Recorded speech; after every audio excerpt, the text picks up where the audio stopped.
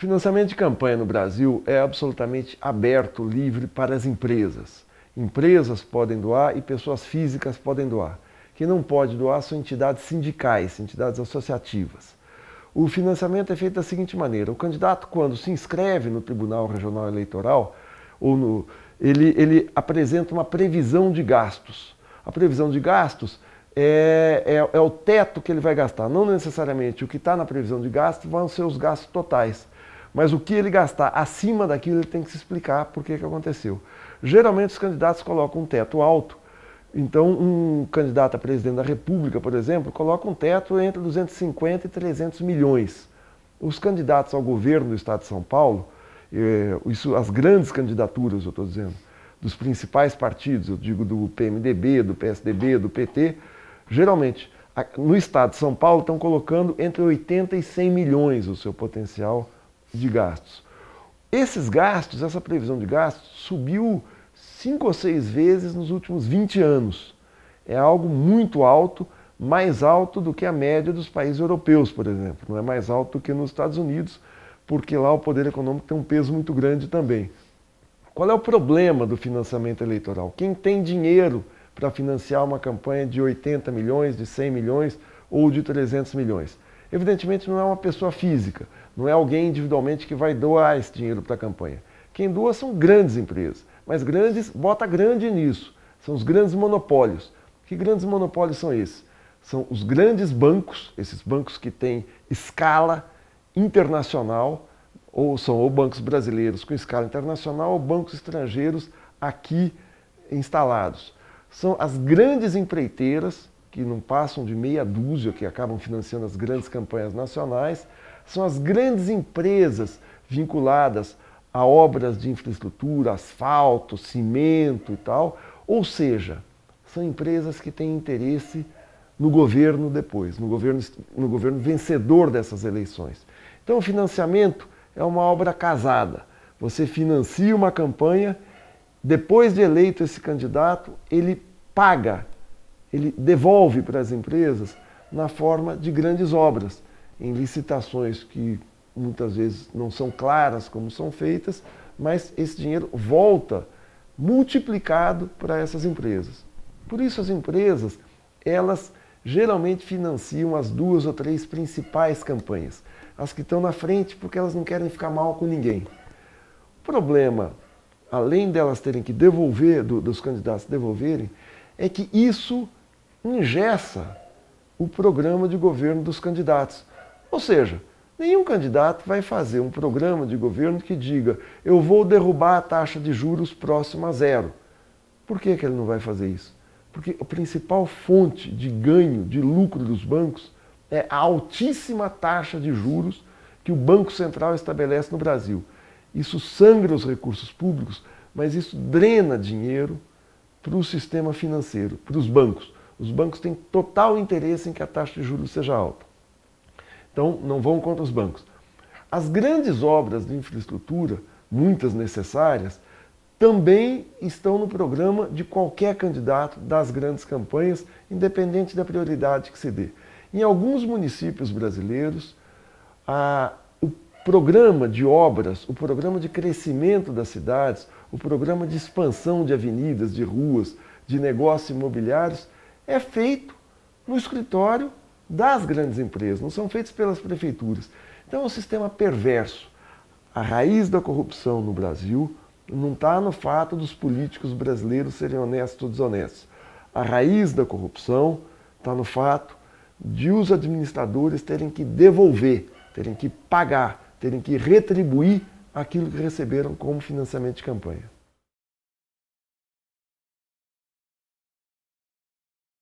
Eu acho que um sistema de financiamento público tem que ser feito de acordo com as condições brasileiras. Mas na França, por exemplo, você tem o financiamento público, você tem ainda o voto em listas, você tem alguns países europeus. Isso não acaba com a corrupção, não acaba com a venda de mandatos. A gente teve aqui na França o escândalo da L'Oréal com o mandato do ex-presidente Nicolas Sarkozy. Mesmo tendo financiamento público, você tem um esquema de caixa 2 que favorece um outro candidato e favorece esse troca-troca. Agora, ele coíbe, porque o sujeito vai acabar gastando na campanha um dinheiro e é facilmente detectável se ele gastou mais ou menos do que o que foi estabelecido.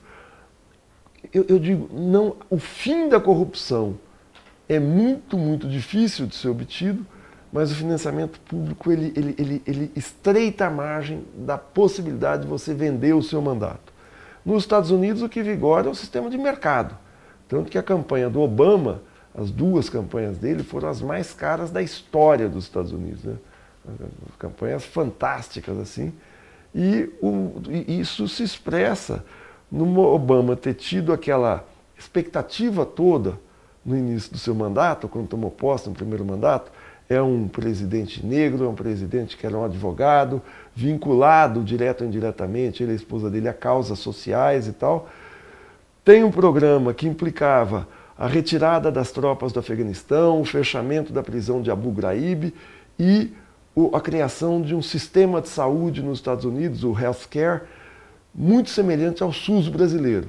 Você chega depois de 8 anos que a gente tem o Obama, de 2 mandatos do Obama, quase nada foi feito, né? As tropas não saíram do Afeganistão, a prisão de Guantánamo não foi fechada e o programa de saúde foi implantado residualmente, ele foi implantado por partes e tal. Por quê? Porque o comprometimento do mandato Obama com os seus financiadores de campanha, que envolve as grandes empresas de medicina, que envolve grandes empresas ligadas ao aparato industrial militar dos Estados Unidos, que não tem interesse na retirada de tropas, engessam o seu mandato e ele não consegue sair do figurino comum de qualquer presidente americano.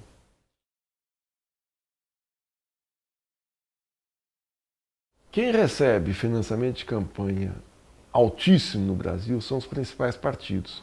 É o PT, é o PMDB, é o PSDB, o DEM, que está se extinguindo, também recebia, o PDT recebe menos, mas os 3 maiores são PT, PMDB e PSDB. Né?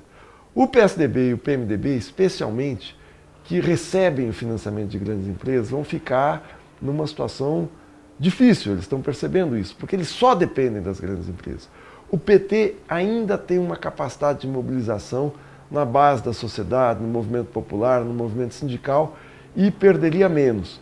Então, o medo desses partidos é que a campanha que a campanha não seja feita por baixo dos panos, que ela tenha que ser feita por cima dos panos, seja feita com doação individual de pessoas físicas.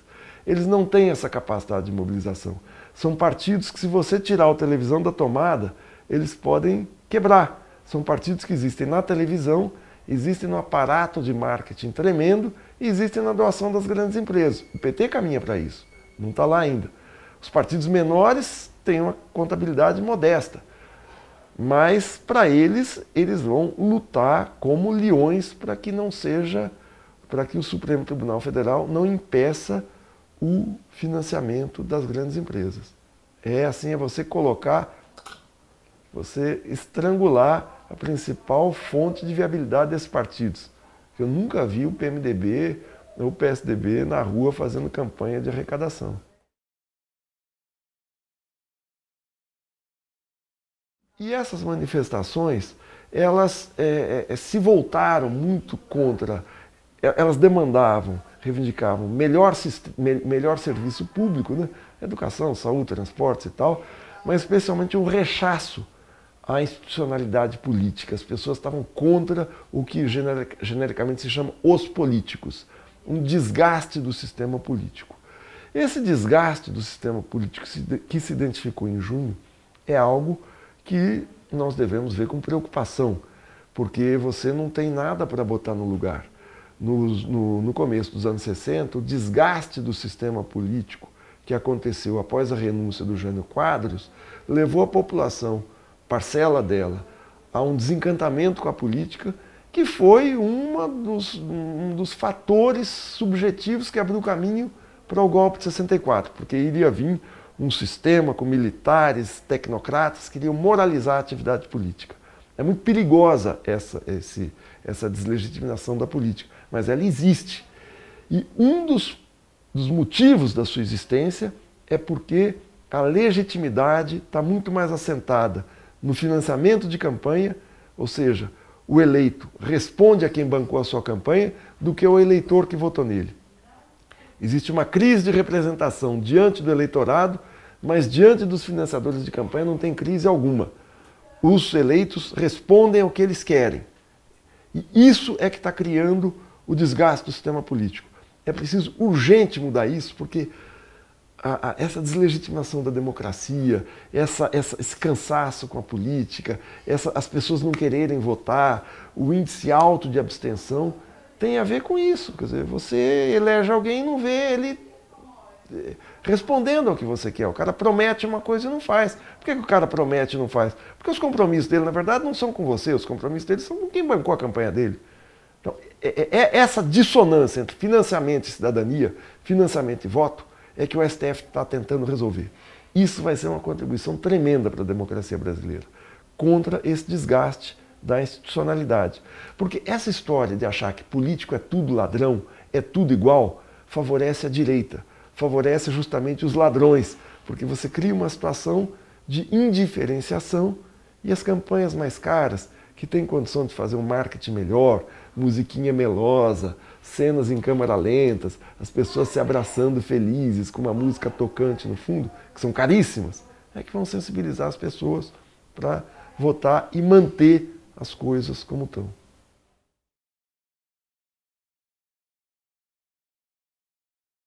A democracia brasileira foi conquistada a duras penas. Em 514 anos de história, nós fomos colônia durante 322 anos, nós tivemos um império que durou 77 anos. Depois desse império, quando se proclamou a República, a gente teve 41 anos de uma democracia oligárquica. Saímos dela em 1930 para o Estado Novo durante 15 anos. Tivemos um intervalo democrático entre 1945 e 64 de 19 anos. Tivemos uma ditadura de mais 21 anos e de 1985 até 2014 nós temos 29 anos de democracia. Se nós formos somar o total de tempo de democracia que nós tivemos, os 29 anos de 1985 a 2014, mais os 19 anos entre 1945 e 1964, nós temos 48 anos de democracia. 48 anos de democracia em 514 anos de história. Menos de 10% da nossa existência como país foi uma existência democrática. Nós temos que lutar para que essa existência democrática prevaleça, para que ela não sofra sobressaltos, para que a direita brasileira, para que a oligarquia, para que os ricos, para que a elite, para que o topo da pirâmide social, enfim, para que o andar de cima não imponha novamente o tacão da ditadura e do autoritarismo aqui. A democracia brasileira nasceu porque os de baixo, os trabalhadores, o povo, os explorados, os prejudicados lutaram muito. Melhorar a institucionalidade é alargar o espaço nosso, dos de baixo, não é melhorar a vida dos de cima. Melhorar a democracia brasileira é ir contra essas leis injustas de financiamento de campanha. Por isso é importante. Não é para eleger político ou deseleger alguém, é para que o Brasil seja melhor.